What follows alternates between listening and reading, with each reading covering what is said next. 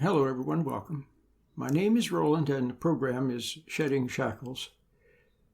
I wanted to stop by to talk to you about the importance of little things. Little, tiny things that most people wouldn't notice, but you notice it. Now, children and adult children, like Albert Einstein, ask questions. Why this? Why do leaves swirl around? When it's on a windy day, all of a sudden leaves are swirling around, and sometimes when you don't even feel any breeze, you see leaves swirling around. Why is that? Or why does the water always swirl when it goes down the drain in the bathtub? Why does it always swirl? Why doesn't it just go over the edge, like a waterfall goes over the edge? Why? Children ask those questions, and parents usually give them not so good of an answer. But you know what? The parents should give an answer if they can. And the answer might be, I don't know. That's a good answer. I don't know. I'll try to find out, or I just don't know. But then when you go to try to find out, you find out that you can gather clues.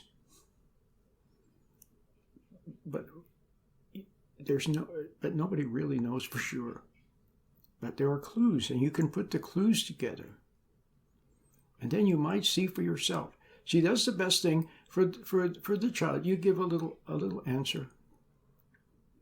You don't pretend that it's the ultimate answer. You just give a sort of an answer, and it's pointing in a direction.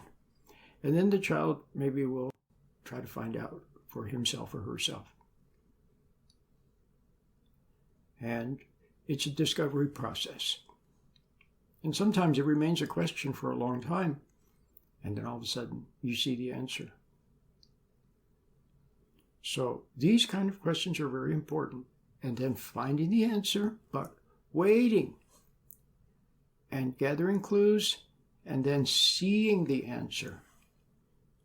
See, I've reached a point, for example, in my physics studies. I don't like to call them studies. Let me tell you a little bit about it. You might have some interest in it.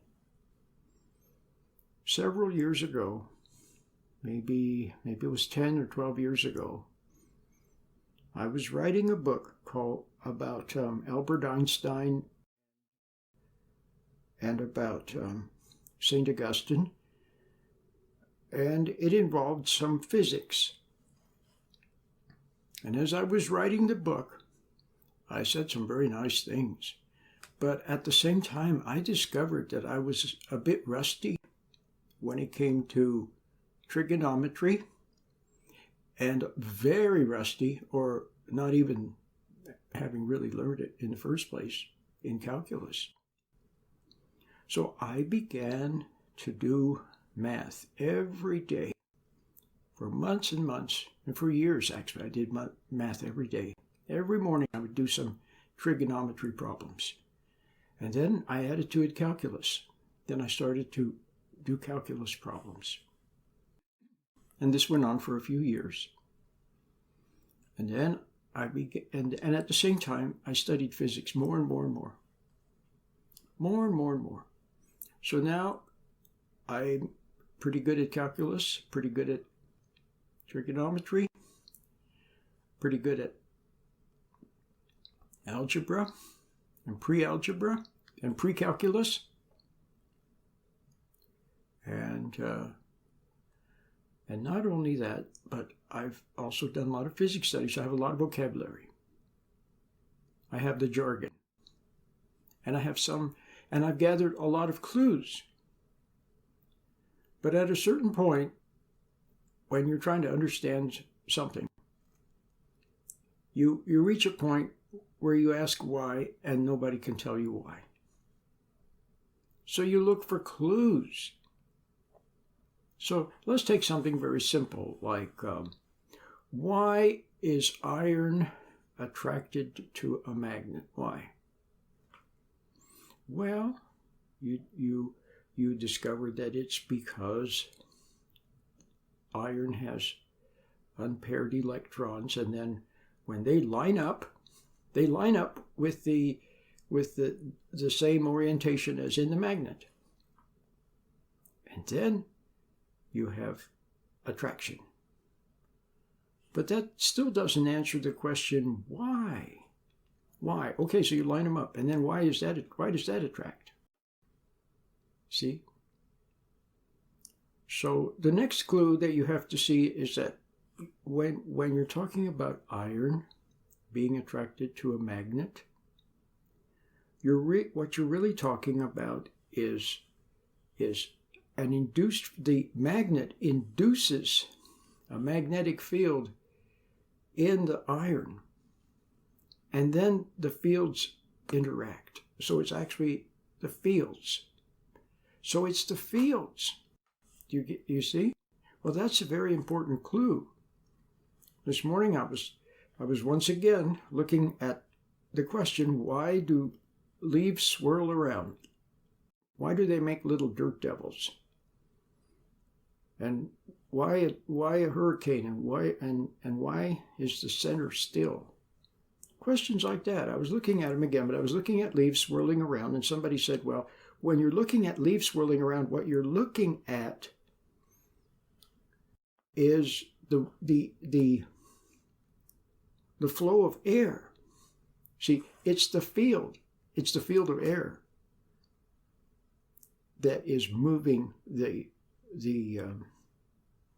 leaf. So that's what you're looking at. You're looking at vectors in the air, a field. So that's very important. And then another clue that I read this morning and I read yesterday, it said the visible is made by the invisible. That which is seen is made by that which is not seen. So when you see swirling leaves, what you're really looking at is the invisible air, eddies and currents. Isn't that amazing? So these are little things that you notice. And so one of the secrets to life is to keep noticing those little things. Now, when you get close to your intuition, like someone like Albert Einstein did, for example, do you know that you can actually get closer, and you should be? You should actually be closer to your intuition than Albert Einstein was. You should.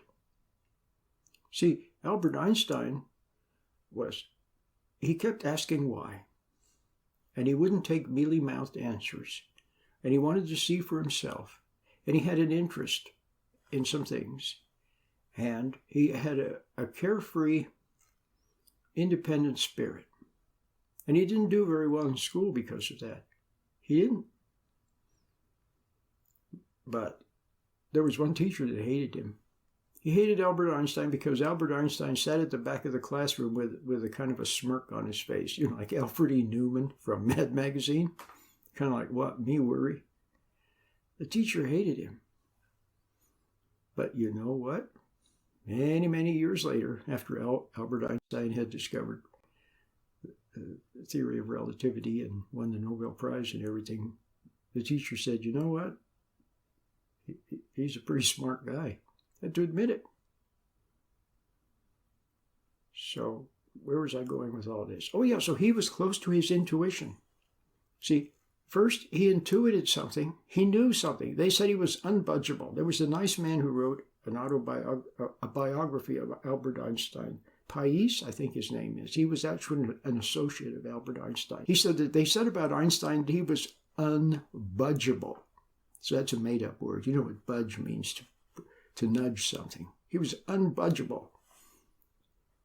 He saw what he saw, what I said last week on the radio program. He saw what he saw, and he knew what he knew, and nobody was going to convince him otherwise. So he just knew that something was true. He just knew it, and he didn't doubt it. See? He didn't doubt it. And then he would do the math, and then years later, it would be confirmed. The experiments would confirm that what he said was correct. But anyway, he was very close to his intuition. And that's where you have to be even closer than that. Why? Because that's the way a human being is supposed to be. We were meant to move intuitively, to realize things, to see things, to have wisdom and understanding. What do you think people like Isaiah and Jeremiah and people like that, they were close to their intuition. They're so close that they were said to walk with God, or that they were a friend of God. They were very close to that intuition. That's how he communicates. That's how God communicates with us. Wordlessly, intuitively.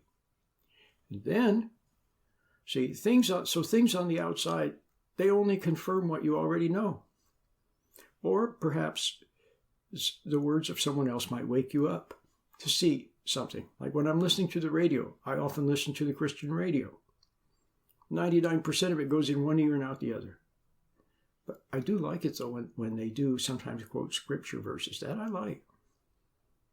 Because there, all of a sudden, there's a scripture verse, and I see it. I see a deeper meaning in it. Deeper deep meaning that I didn't see before. Then maybe a couple of years later, I'll see it again, even deeper.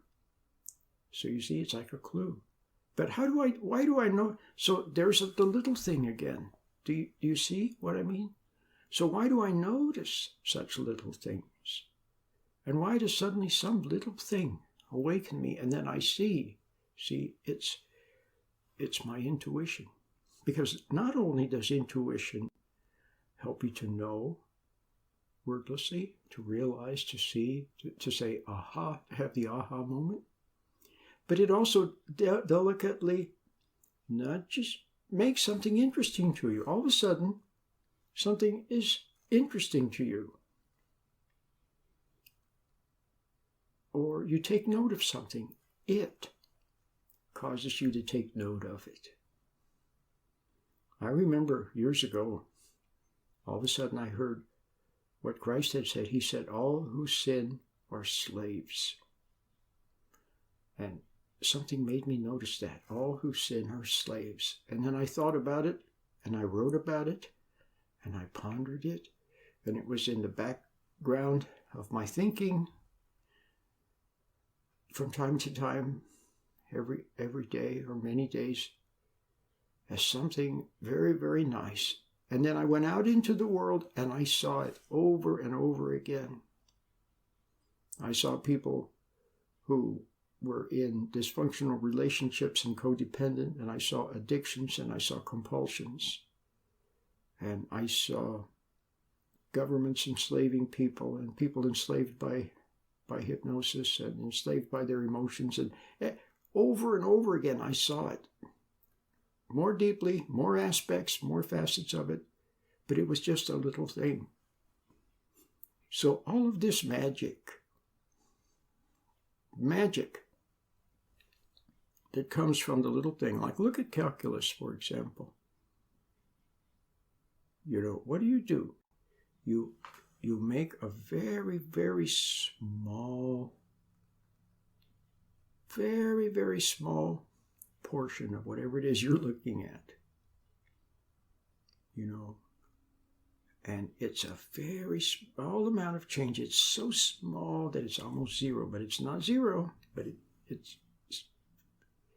unbelievably small. And you use that to discover what's going on in the whole thing. So this magic, very small magic thing is so important, like the center of a circle. At the periphery of the circle, or the sphere, or at the periphery of the hurricane, or at the periphery of the wheel, or of your tire when it's spinning, the movement is very fast. But you get closer and closer to the center, it's slow and slower. And then at the very absolutely perfect center, there is no motion. The motion that you see around the circle, going round and round, where up becomes down and down becomes up. The magic is at that center. It's like a teeter-totter. One side goes up, the other side goes down. And there's a magic point in the middle of the teeter-totter, a perfect magic point where there's no movement. But from that no movement, it makes possible. See? So this is very, I don't want to say mysterious, it's magical. The magic of the very small. The magic of the very small. Swedenborg said that. He said that when you look at things, you look at something and then you look at it more closely, and then you look at it under a microscope, and then you look at it under an electron microscope. The smaller it gets, the more beauty there is in its form and its shape and what's going on. The deeper you delve into it, the more there is. It's just fantastic. So you have to see that God has made all of these wonderful things. But in order to see them, you need to be close to your intuition. And that's my message. Yeah, you got to give up resentment. Because what does resentment do? It fixates you to the wrong thing. You look at another person, but instead of seeing them with understanding, you see them with hate, resentment, judgment. That's it, judgment. See, it's a terrible thing when we play God. See, instead of wanting to know God, instead of being content to live in His wonderful, I was going to say playground. It is. It's like wonderful. It's a gazillion times greater than Disneyland and Disney World and Marine World, and it's a gazillion times more fantastic than any super Hollywood movie or anything. And each little tiny part of it is just amazing.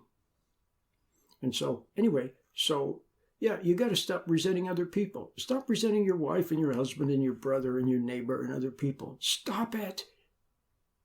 Okay? And spend some time discovering. And being close to your intuition is the secret. So you should get my book, actually. It's a very good book. It's called A Weekend with Einstein and Augustine. And the way I set the book up, I set it up in the introduction. It's like, suppose you were invited to a seminar, a weekend seminar, Saturday, arriving Friday afternoon, having an introductory banquet Friday evening, and then various talks and seminars and group activities for the whole weekend. And imagine, and it's in a very nice hotel, a nice resort somewhere, some nice place. And imagine if the two presenters for this seminar were Albert Einstein and Aurelius Augustine. Those were the two. Can you imagine how exciting that seminar would be? And when it was over, and the next day, you would be filled with all kinds of wonderful things to discover and think about. So that's it, A Weekend with Einstein and Augustine. But one of the big focuses of that book, I devote several chapters to talking about intuition. What is it? So you should get that book. It would be a good read for you. It might help wake you up to see that you need to be close to your intuition. You need to meditate. You need to be still.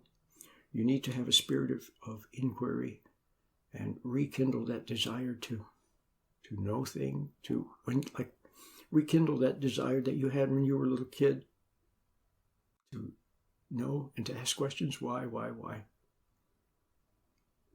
That's what makes life beautiful. Yeah, I know. God made it so that we would be interested in other people. He made it that way. So yeah, you get married, you're interested in her, and she's interested in him. And there's some good in that. Okay, there is good in it. Then when you have your kids, you're interested in them. And maybe your science and all the other stuff is not on the foreground, but it's still there. So you can be a good mom and a good dad and a good husband and a good wife, and you can still enjoy God's great universe. And still have questions in your mind. Why? I wonder why this and why that. It's good. It's all good. With God, everything is good.